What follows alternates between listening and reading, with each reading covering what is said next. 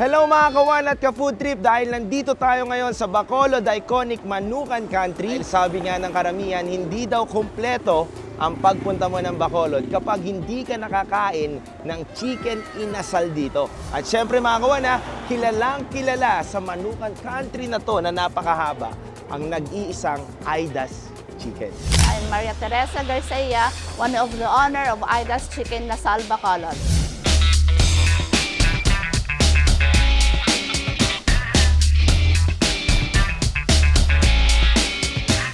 Po si Vilma Bautista ng Carmona, Cavite. Kumain po kami ngayon sa Aidas dahil nirekomenda po ng nasakyan namin Grab. Masarap naman talaga siya.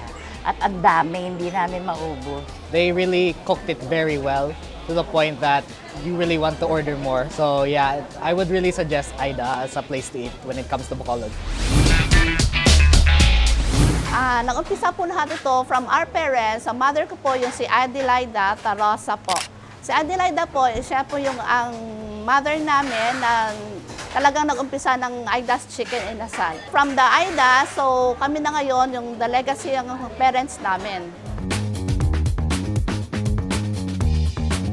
Nasa Quadra Street lang kami. Yung sinasabi nilang sidewalk vendor kami. 5 o'clock in the afternoon, so nakikita kasi ng mga city mayors namin na maganda yung pwesto namin doon. Yung lahat kami na sa Manukan, parang fiesta. So ginawa niya, binigyan niya kami ng pwesto dito sa harap ng SM. That was 1983. Dati kasi hindi kami lang talaga ng Manukan Country, kami lang talaga nabibuild dito. So ginawa nila na ngayon at natawag nilang iconic ng Manukan Country. Actually, sa turnover po from my parents, andito pa yung brother ko. So we are here, parang ituloy-tuloy yung legacy. So from the parents through the brothers nga, wala na yung isang kapatid namin, kami na magkakapatid na babae, nagtuloy-tuloy nito. Kaya ngayon, kahit paano, talagang natuguyod namin yung Aidas.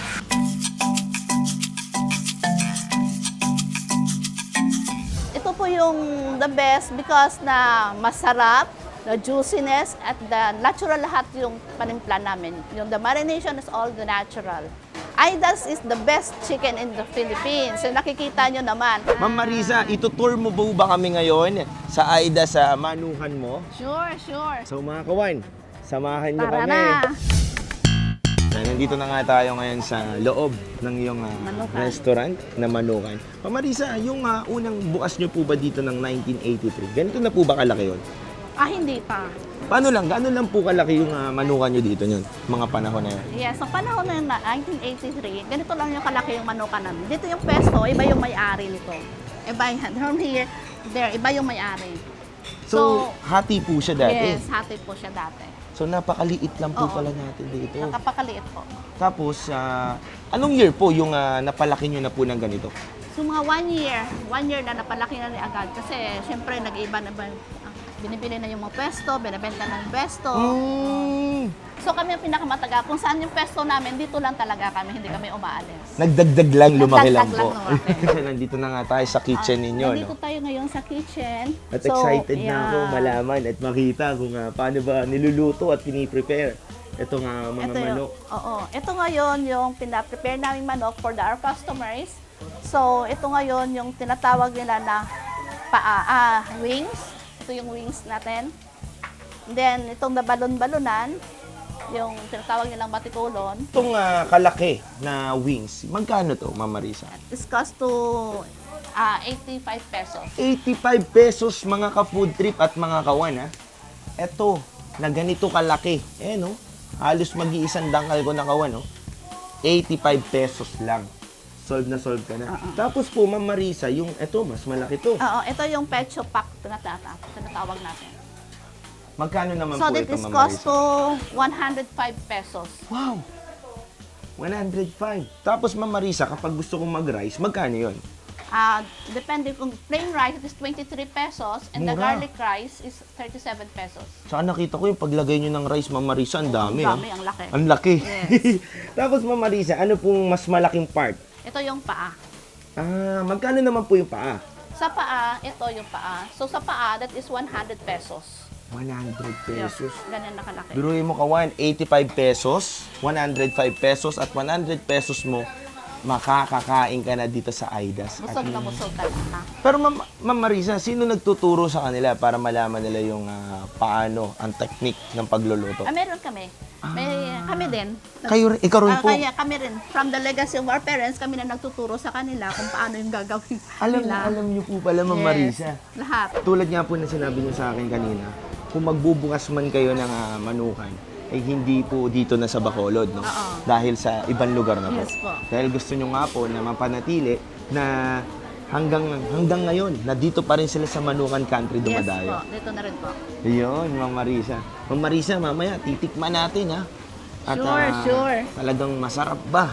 Dahil first time ko dito sa Bacolod, gusto ko matikman yung iconic chicken ninyo Yes. dito sa Aidas. Sure. Kaya Ma'am Marisa, paano gagawin namin? Kakain Kakain muna na, kami. yeah. Kakain tayo. Let's go! At mga kawan, nandito na nga tayo sa favorite part natin. Natikiman na! Sabi nga ni Ma'am Marisa sa akin, kailangan ko daw magkamay. Yes. No, para mas ma-feel ko daw Mas po. ma-feel mo at saka malasahan mo talaga. Ang Yo. sarap ng manok. Ma'am Marisa, ano po bang part tong binigay niyo po sa akin? So ito yung part ng pecho at saka ito yung part sa akin yung paa. So ito yung part ng sinasabi lang isaw. Ito, at saka ito yung chicken skin. Wings, ito yung balon-balonan. Yun lang. Yun lang, that's all. So Ma'am Marisa, lahat pala, yung bituka ng manok, puso ng manok, yung mga ibang parts, paano ginagawa niyo rin barbecue, no? Yes, lahat. Paano po ba, sabi mo sa akin kanina, tuturuan mo akong gumawa ng sausawa na masarap no? Ito muna, dito muna tayo sa calamansi. Yan ang Ganyan natin yung calamansi. calamansi. The next, ito yung suka. Yung sinasabi nilang sinamak ng Bacolod. Sinamak ng Yes, Bacolod. we have this. If we want sili, pwede din tayo meron tayong sili. Gusto mo manghang. Yan. Tapos gaganunin ko din sa sausawan ko. Ito yung soy sauce, yung tinatawag natin pati sa Ilonggo ha, pati sa Ilonggo. Hoy. And ito nagpapasarap talaga sa kanin, the chicken oil. So maglagay tayo ng konting chicken oil kasi parang yun. Mga kawan, ako mahilig ako dito. Oh, dami-dami ang konti. Wow, sarap. Ito na, kakain na tayo. Ito na! The final. First bite, alam nyo mga kawan, sobrang saya ko kasi alam nyo naman, first time ko dito sa Bacolod at first time ko lang din matitikman yung Aidas chicken.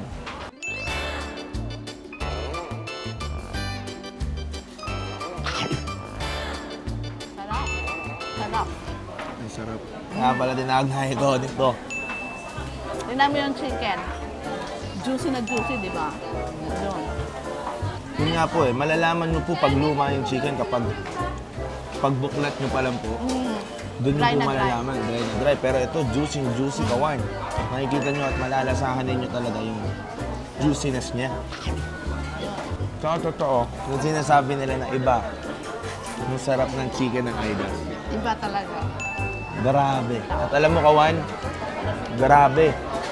Dahil wala pang alas 12, Ma'am Marisa, ang dami mo ng tao. Alas 9 po kayo nagbubukas. Ang dami na kagad Ang dami na. Meron na kami reservation. Grabe po, no? Meron na kami. Saka marami kaming take out na papuntang Maynila o kahit saang lugar. Meron na. Nabanggit nyo nga po kanina, no? Na may pang ibang bansa din po kayo. Yes, meron. Sabi mo, Qatar, meron po. Oo, meron kami. Iba-ibang bansa. Kahit sa state, meron kami. Luto Yes, na po luto ba na yun? po, luto na. Luto na. Kaya pwede nila mahag-carry. Pero alam mo, Ma'am Marisa, nakakatawa lang din. Kasi, alam mo, bukod sa masarap na lasang manok ninyo, masaya ang pagtanggap ng iyong mga tauhan, pasok na pasok sa estudyante. Yung presyo ay mabubusog na talaga sila. No? Kumbaga kung saktuhan lang yung baon ko, kayang-kaya. Nauubos na. Ma'am Marisa, ang sarap po pati yung isaw. Wala pa kain. Tayo maubos na. At mga kawan don't forget to like and follow and share ang aming mga content na nilalabas dito sa 1FM. Madami pa kaming kakainin dito So, paano? Pumunta ka na dito sa Aidas. 1FM, one lang yan!